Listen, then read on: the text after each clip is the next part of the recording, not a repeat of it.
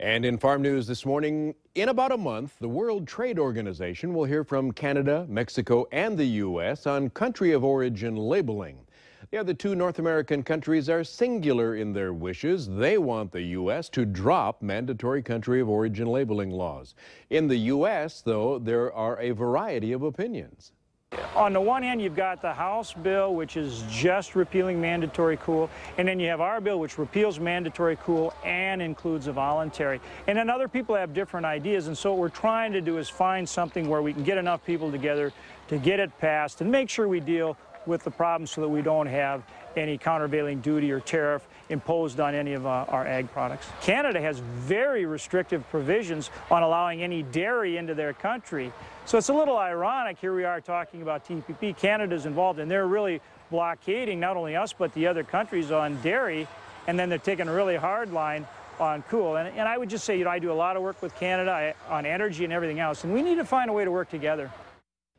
South Dakota Stock Growers President Bob Fortune says it is premature to talk about repealing the law when most consumers and producers want it. Fortune says just about every country has their own labeling law, so it is inconsistent for Canada and Mexico to demand the U.S. drop theirs. A lot of food could go to waste in California's Central Valley this season, not because of the drought. Reporter Len Ramirez shows us farmers are having a hard time finding help for the harvest. It's harvest time in the Salinas Valley, and produce from the salad bowl of the world is ready for the dinner table. But in this, the land of plenty, there is a big shortage of farm workers. Luis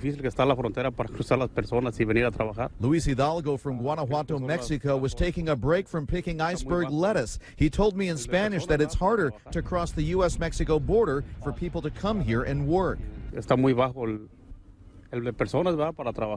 It's a trend that growers have been watching for the last few years as the U.S. has tightened border security. Crews are off 25–30%. Jim Bogart says with so few workers, not all fields can be picked, so perfectly good food is going to waste. Crops need to be harvested at a specific time, and if you don't have the workers to harvest those crops, they sit there and they rot in the fields. U.S. fruit and vegetable production is down 9.5% this year, but farm worker wages are up as growers try to attract and retain workers. Entry-level jobs are now paying $10 to $11 an hour, up about 50 cents this summer. Even though the pay might be slightly better, it's still back-breaking work out here in the hot sun. And so for that reason, many farm workers are starting to find jobs in other parts of the economy that are more stable and even better paying, leading to an even greater shortage. Agriculture needs access to a legal, stable workforce. In the meantime, it's longer hours for farm workers who are already here, like Luis Hidalgo. Instead of going home this late in the afternoon, he went back for another shift. Well, growers are continuing to push for a long-term solution, such as a guest worker program. According to last week's USDA numbers, Minnesota is on track to produce a record corn and soybean crop. In corn, crop scouts do ear counts, count the number of rows of kernels and kernel depth to determine yield. What is the procedure for soybeans?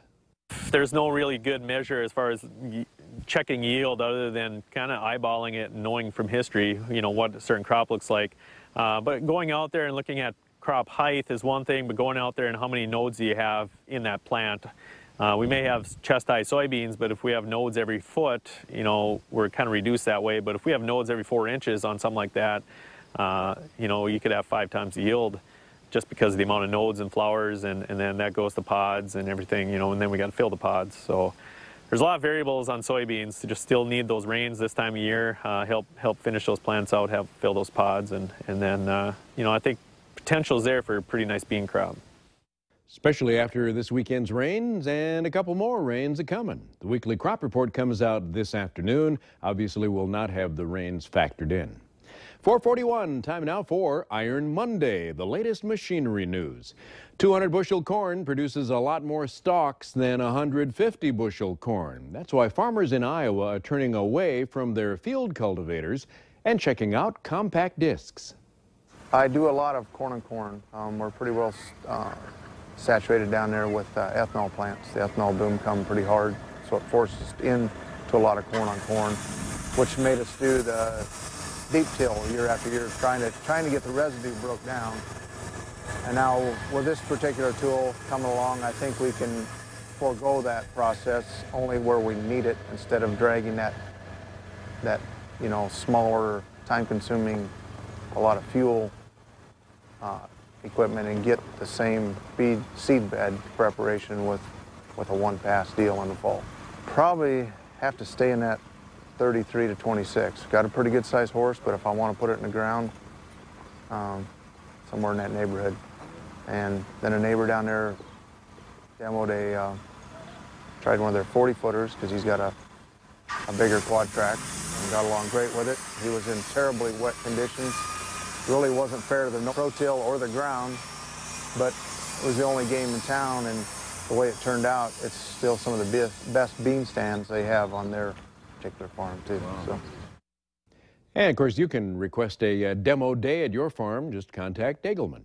It's 4:43. Right after the break, we're going to take a look at the forecast. Big rains in southern parts of Minnesota, Iowa, and northern South Dakota. For the valley today, probably not any.